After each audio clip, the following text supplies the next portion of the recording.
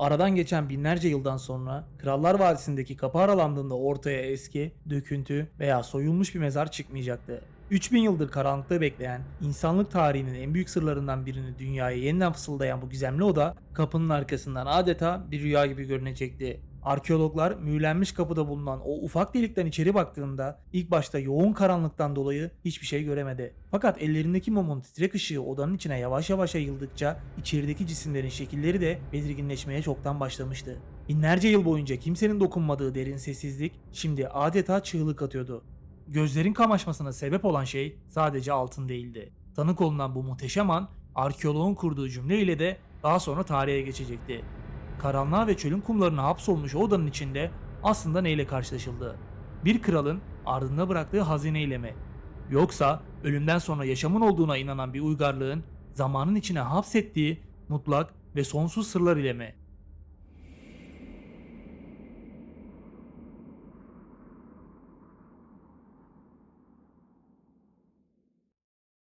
Mısır'da bulunan Krallar Vadisi'nde akşam çökerken antik yapılarda sessizliğe gömülür.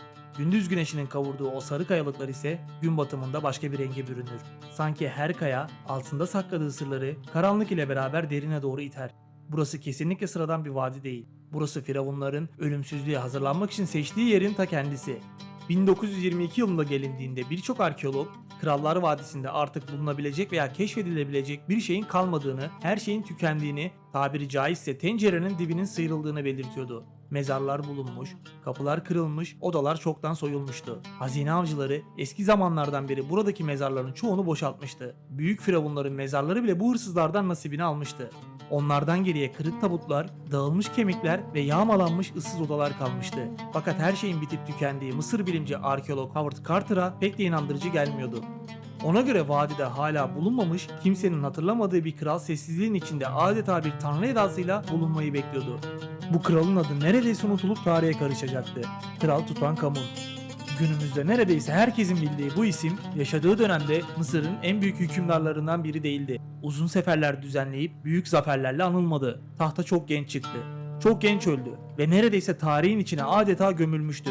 Ama tarih bazen en güçlü olanı değil, en iyi gizlenmiş olanı hatırlatır. Arkeolog ve Mısır bilimci Howard Carter'a gelecek olursak hayatı bu mezarla başlamamıştı. Carter, Mısır'a ilk geldiğinde büyük bir arkeolog değil, yetenekli bir çizimciydi. Duvar resimlerini, kabartmaları, ince işlenmiş oymaları ve mezar süslemelerini kopyalıyordu. Beni Hasan'da, El Berşeh'te, Amarna'da ve Deir el Bahri'de büyük işler yapmıştı. Eski Mısır'ın sanatını sadece izlemekle kalmadı. Onun her satırını, her çizgisini ayrıntılı bir şekilde kaydetmişti. Bu deneyimler ise onun en büyük avantajı olacaktı. Çünkü Carter olaylara aceleci bir hazine avcısı gibi bakmıyordu. Bir çizimcinin sabrıyla her şeyi ince ince işleyerek en derin ve en keskin noktasına kadar dikkatlice inceliyordu. Ufak bir mühürdeki ismi, kırık bir taş parçasındaki işareti, zamanın darmadağın ettiği bir objenin yerini hemen fark edebiliyordu. Carter yıllar içinde Krallar Vadisi'ni çok iyi tanıyan bir araştırmacıya dönüşmüştü. Ama onun aradığı şey sadece altından ibaret değildi. Aynı zamanda eksik kalan bir hikayenin de peşine düşmüştü. Firavun Tutankamun'un adı bazı buluntularda ve farklı noktalarda görünüyordu.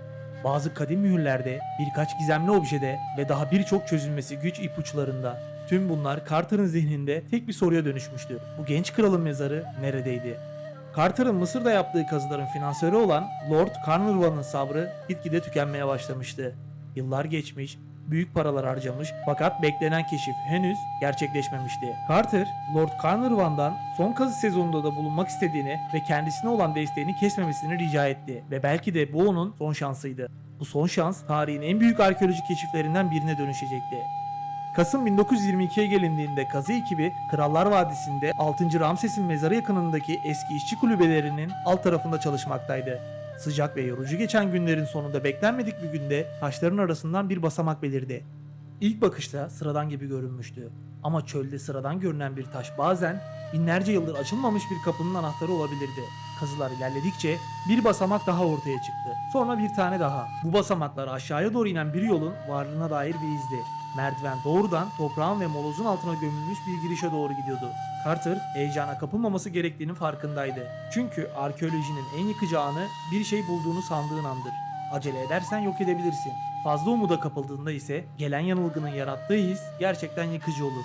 Tüm taşlar dikkatle kaldırılmış, merdivenler temizlenmişti. 26 Kasım 1922'de Carter sonunda mühürlenmiş bir kapı ile baş başa kalmıştı. Bu kapının arkasında binlerce yıldır kimsenin görmediği bir alan olabilirdi. Kapının üzerindeki işaretler buranın sıradan bir depo olmadığının kanıtıydı. Carter, Lord Carnarvon'a haber gönderdi. Çünkü o kapının ardındaki şey her ne olursa olsun o ana birlikte şahit olmalılardı. Carter bu an için günlerce beklemişti. Fakat Lord'u bekleyişi keşfin kendisi kadar ağır ve yavaştı. Bekleyiş sürerken Carter, "Burası umarım soyulmuş bir oda değildir" dedi. Ve sonra kafasında dönen sorulara teker teker cevap aramaya başladı. Acaba kapının ardında ne vardı? Burası sıradan bir gömü olabilir mi? Yoksa gerçekten Tutankamon'un kayıp olan mezarı mı? Carter kapıda küçük bir delik açtı. İçeriden önce sıcak, daha sonra bayat ve ağır bir hava yayıldı. Elindeki mumun alevi ise titredi. Karanlık öyle yoğundu ki ilk anda hiçbir şey seçilmiyordu. Gözleri yavaş yavaş alıştı. Sonra şekiller belirmeye başladı. Hayvan biçimli altın yataklar, üst üste yığılmış sandıklar, savaş arabalarına ait parçalar, siyah bekçi heykelleri, altın kaplamalı mobilyalar, tahtlar, kutular, mühürler, gölgeler. Lord Carnarvon çoktan bölgeye gelmişti ve Carter'ın arkasından seslenerek sordu. "Bir şey görebiliyor musun?" Carter'ın cevabı ise tarihe geçecekti. "Evet, harika şeyler." O an Carter'ın gördüğü şey sadece parlayan altın değildi. Eski Mısır'ın ölümden sonraki hayata dair kurguladığı bütün dünya o karanlık odada duruyordu. Bir kralın öbür dünyaya yapacağı yolculuk için hazırlanmış eşyalar binlerce yıl sonra hala yerli yerindeydi. Bu durumun daha da şaşırtıcı olan kısmı ise şuydu. Mezar tamamen dokunulmamış değildi. Buraya eski çağlarda muhtemelen girilmişti. Bazı eşyalar karıştırılmış, yerlerinden oynatılmış ve bir takım izlerin bırakılmasına sebep olunmuştu. Ama yapılan tüm bu müdahaleye rağmen mezar açıldıktan sonra tekrar kapatılarak korunması sağlanmıştı. Bu da gizemi daha da büyütüyordu. Neden diğer kraliyet mezarlarının birçoğu soyulmuşken Tutankamon'un mezarı büyük oranda kurtulmuştu? Muhtemelen bunun cevabı mezarın konumuyla alakalıydı. Yapılan diğer çalışmalarda molozların dökülmesiyle giriş zamanla toprak ve artık inşaat malzemelerinin altında gömülü halde kalmıştı. 6. Ramses'in mezarı çevresindeki inşaat kalıntıları ve işçi kulübelerinin yoğunluğu Tutankamon'un mezarına ait girişi neredeyse görünmez hale getirmişti. Kısacası genç kralın huzurunun yıllarca bozulmamasının nedeni kalın ve dev duvarlar değildi. Tamamen zamanın ve toprağın altında kalarak unutulmuş olmasıydı. Mezarın içi ise saray gibi düzenli, krala yakışır bir şekilde kurulu halde değildi. Daha çok aceleyle rastgele doldurulmuş bir kraliyet deposu gibiydi. Eşyalar sıkış tıkış konulmuş, sandıklar üst üste istiflenmişti. Bazı parçalar ise zaten dar olan bu alana zorla sokuşturulmuştu. Görünen manzara arkeologlara göre Tutankamon'un ölümünün beklenmedik olduğunu düşündüren en net ayrıntılardan biriydi. Belki mezar onun için hazırlanmamıştı. Belki genç kral öldüğünde hazır olan en uygun alan acele bir şekilde kraliyet mezarına dönüştürüldü. Bu konuya ait kesin cevap hala bulunabilmiş değil. Ama mezarın küçük olan yapısı, içindeki eşyaların yoğunluğu ve gömünün düzensizliği bu ihtimali oldukça güçlendirir. Carter için asıl iş kapının açılmasıyla başlamıştı. Çünkü içerideki her şey yıpranmış ve kırılgan bir hal almıştı. Ahşaplar kurumuş, kumaşlar ise dokunsan dökülecek, dağılacak gibi bir hal almıştı. Altın kaplamalar hassastı. Binlerce yıl karanlıkta kalmış bu nesneler artık daha farklı ve taze olan havayla temas ettiğinde zarar görebilirdi. Bu yüzden yapılan kazı bir hazine çıkarma operasyonu değil, aynı zamanda zaman ile mücadele edilmesine sebep olan korumanın ve muhafazanın ön planda tutulduğu bir kazı haline gelmişti. Her obje teker teker fotoğraflandı, numaralandırıldı, çizildi, incelendi ve itina ile paketlendi. Nakliye edilmeden önce iyice korunarak muhafaza edilip güçlendirildi. Carter'ın çizimcilikten gelen disiplini burada tekrar ortaya çıkmıştı. Onun başarısı sadece mezarı keşfetmesi değildi. Aynı zamanda mezarın içindeki o dünyayı ayrıntılarıyla kayıt altına da almış olmasıydı. Mezarın açılması dünyada büyük yankı uyandırdı. Gazeteler ise tüm gelişmeleri es geçmeden hemen haber yapıyordu. İnsanlar da haberde gördükleri Tutankamon'un maskesini, altın tabutlarını ve mezar eşyalarını oldukça merak ediyordu. Mısır'ın antik modası 1922'de yeniden ayağa kalkmıştı. Takılarda, kıyafetlerde, mobilyalarda ve sinemada antik Mısır'ın izleri görülmeye başlamıştı bile. Ama bu büyük ilginin gölgede bekleyen karanlık bir tarafı da vardı. Lord Carnarvon mezarın açılmasından kısa bir süre sonra hayatını kaybetti. Ölümü kayıtlara ise enfeksiyona bağlı olarak ağırlaşan bir hastalık olarak geçildi. Fakat gazetelerde farklı bir hikaye yazılıp çizilmeye başlamıştı bile. Firavun'un laneti.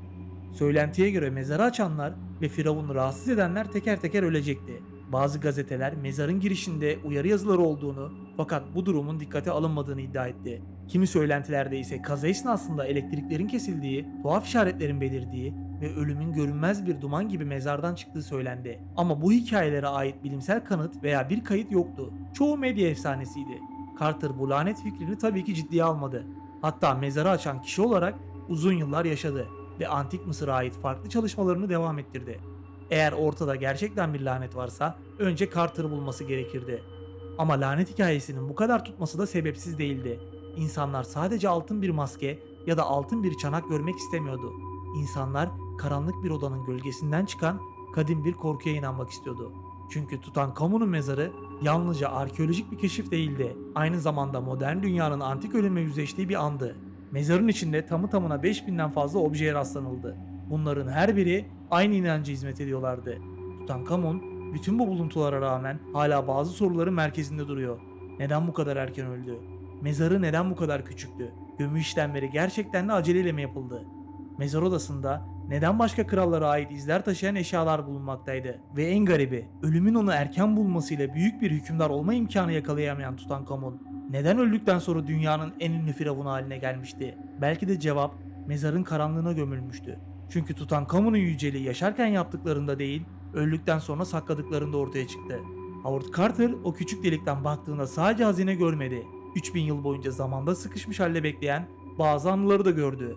Antik Mısır'ın inancını, korkusunu, ihtişamını ve sessizliğini.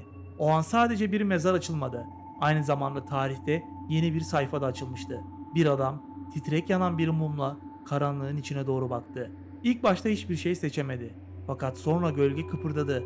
Altın gölgenin arasından parlayarak bir umuda dönüştü. Ve 3000 yıldır sessizliğin içinde kalmış bir mezar odasının içinde insanlık tarihinin en unutulmaz cümlesi yankılandı. Harika şeyler. O anda aslında harika olan altınlar değildi. Asıl harika olan zamanın bile tamamen silemediği hikayeydi.